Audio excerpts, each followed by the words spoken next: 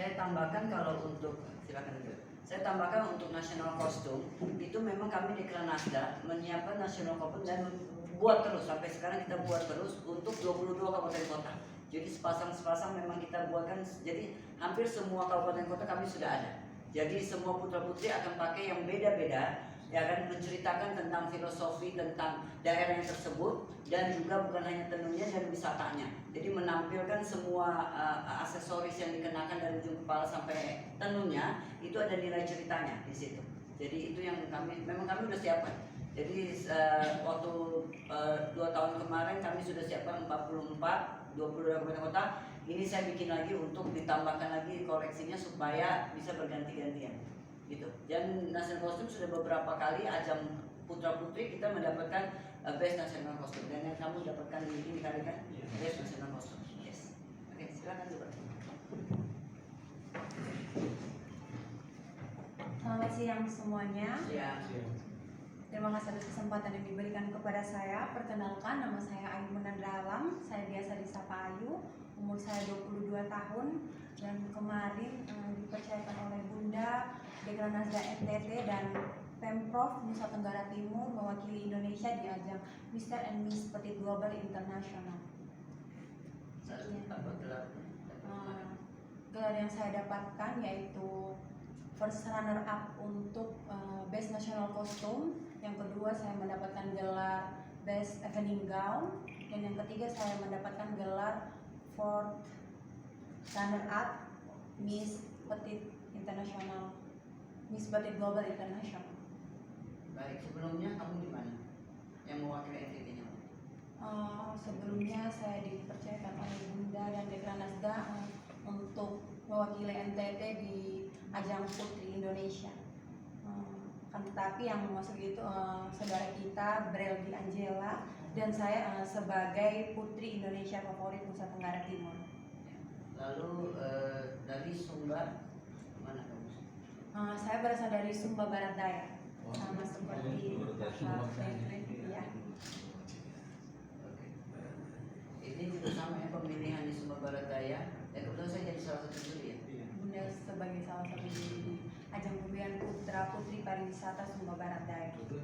Ke depannya itu dalam rangka apalagi strategi atau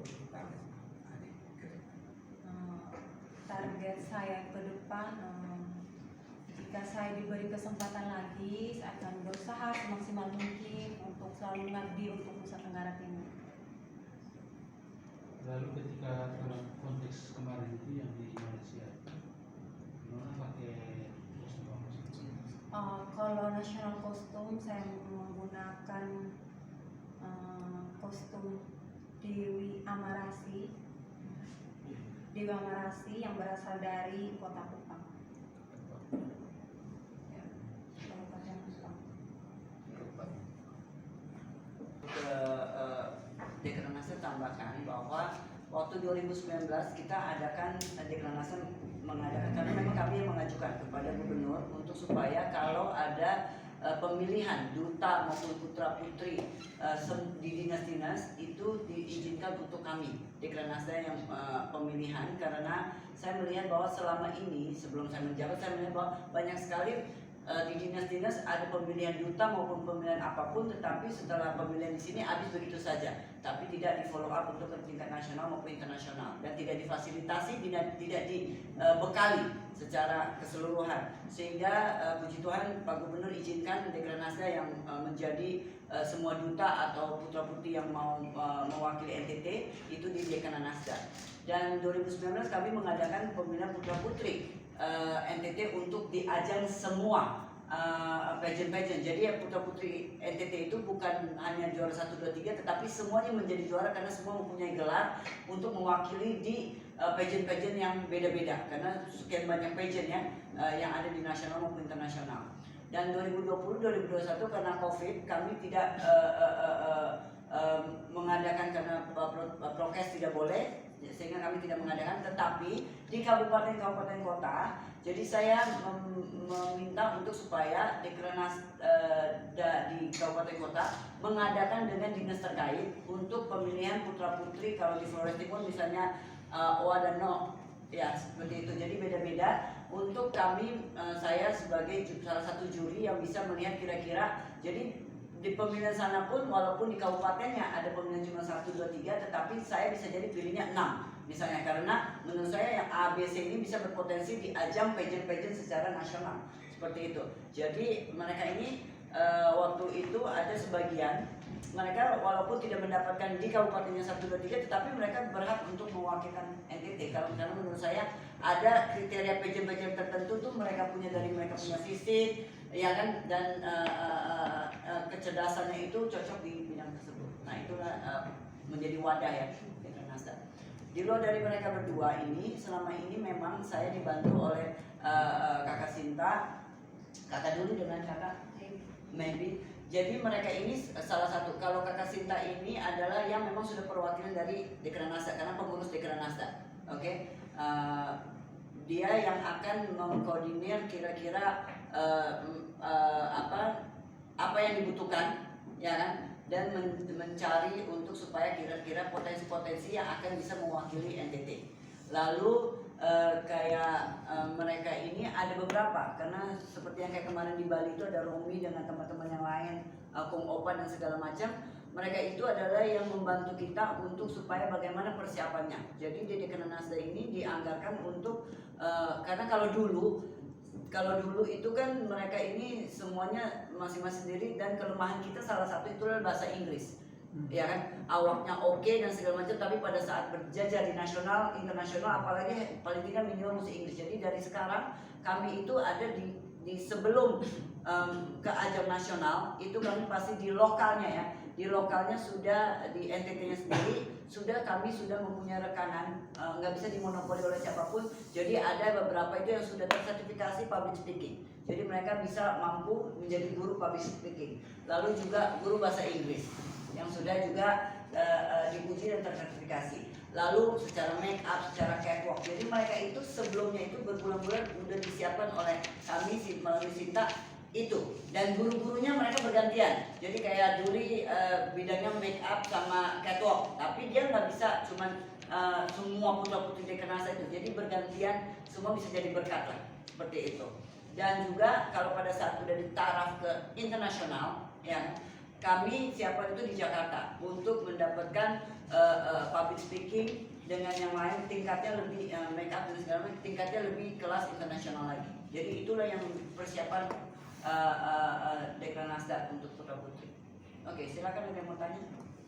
Bunda, saya masih punya pertanyaan. Ini kan sejak Dekranasda dimulai hidup di beberapa tahun terakhir, kita punya putra putri di hampir semua OPD terkait di bidang masing-masing.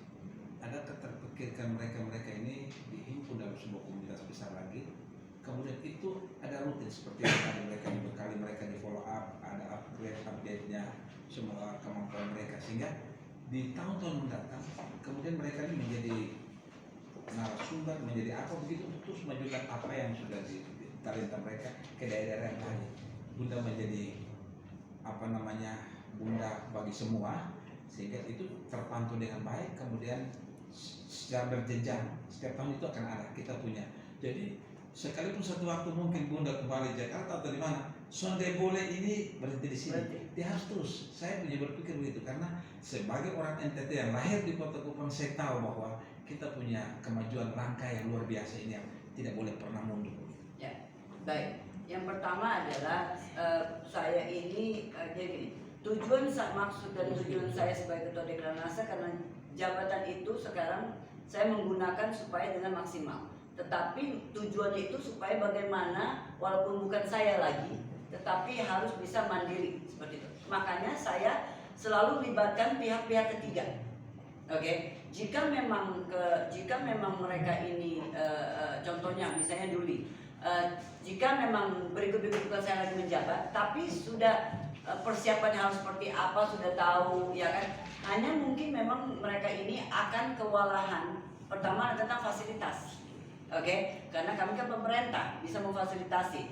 Tapi yang saya kagumi oleh pihak-pihak ketiga yang saya sudah libatkan anak-anak muda ini, mereka itu kadang-kadang malah sebelum mereka mengajukan ke kami, mereka tidak berani untuk mengajukan ke kami karena belum yakin bahwa oke atau tidak putra putri tersebut. Jadi mereka itu sudah juga berpatungan dengan keluarganya, dengan ini. Jadi memanage di dalamnya sudah ada. Saya melihat sudah beberapa sudah ada.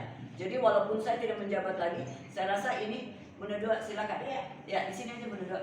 Ya, saya rasa bisa. Memang pasti akan ya kewalahan karena berdiri secara sendiri sama sayap kita sebagai pemerintah seperti itu. Saya berharap bahwa karena Dekranasda ini kan juga sudah ISO, sertifikasi ISO, berarti saya punya sistem dan program ini semestinya sudah diuji secara internasional. Ya, makanya saya nanti para wartawan ingatkan kembali jika siapapun yang duduk, ya kan, supaya bisa bahwa sistem ini dijalankan seperti itu, ya kan. Jadi saya berharap itu. Makanya juga di sini pengurus-pengurusnya itu saya libatkan itu teman-teman di Dekranasdanya sendiri, ya kan, untuk tahu bahwa mereka bikin program itu harus seperti apa, ya kan, dan apa saja dan bagaimana melakukannya. Sehingga pada saat misalnya contoh tahun depan saja, walaupun saya September selesai, ya itu ada setahun setengah yang akan sebenarnya dalam tanda kutip vakum semestinya, ya kan. Tetapi saya berharap kan Dekranasda, pengurus Dekranasda sudah tahu tetap ini dianggarkan untuk supaya tetap berkelanjutan seperti itu, ya kan. Bunda, saya punya pikiran Bunda. Begini, kami orang NTT itu begitu habis pemimpin yang hebat, nanti sudah tidak akan ada lagi. Apakah tidak terpikirkan misalnya Bunda Juli Foundation? Bunda Juli Foundation dan sekalipun ada Dekranasda, Bunda ada di sana. Kami juga media, kami tidak mau berhenti di sini. Kami juga kemistraan ini tidak mau berhenti di sini, Bunda. Kami mau karena kami lihat sendiri bahwa potensi kami di NTT itu betul-betul diangkat. Dinamik begitu rupa sampai ke atas, nanti tidak boleh turun. Oke, baik. Ini baru pertama kali saya dengar bahwa ada misalnya dirikan foundation, yayasan seperti itu untuk itu. Saya akan menjadi kajian dan pikiran saya, PR untuk saya, ya kan? Karena memang menurut saya potensi mereka itu ada. Nah, kebetulan Tuhan baik dan masyarakat baik bahwa saya dikasih jabatan Dekranasda. Saya juga belajar, saya bukan expertise untuk putra putri actually, ya, tetapi saya mau belajar untuk itu. Makanya di Jakarta aja saya dijulukin Madam Pageant karena hampir semua pageant, semua putri-putri NTT saya untuk pasti harus berkibar. Siap kakak, itu menjadi putra putri yang di Bali juga berprestasi, tetapi karena belum kembali, kakak Elas mengatur secara video call kemarin yang sudah diliput oleh teman-teman wartawan yang lain. Dan hari ini saya kumpulkan di sini sebagai ketua Dekranasda, yaitu adalah ada putra putri kita yang berprestasi di Malaysia kemarin mewakili Indonesia. Jadi ajang nasional sudah lewat, di bulan berapa nanti mereka akan tahu, dengan juga mewakili Indonesianya beberapa hari lalu di sana.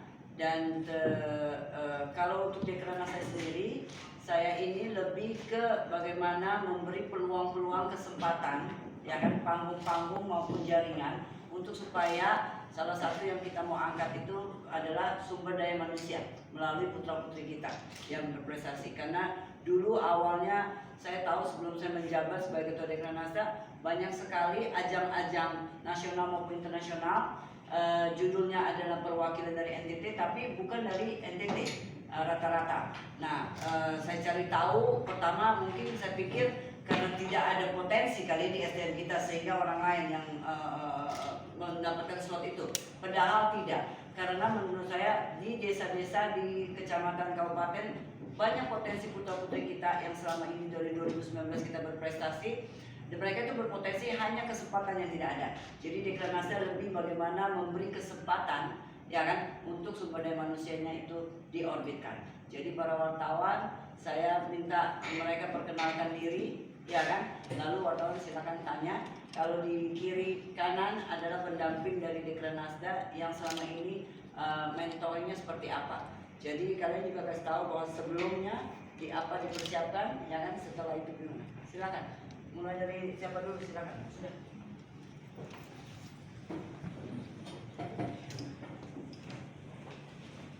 Selamat siang semuanya. Selamat siang.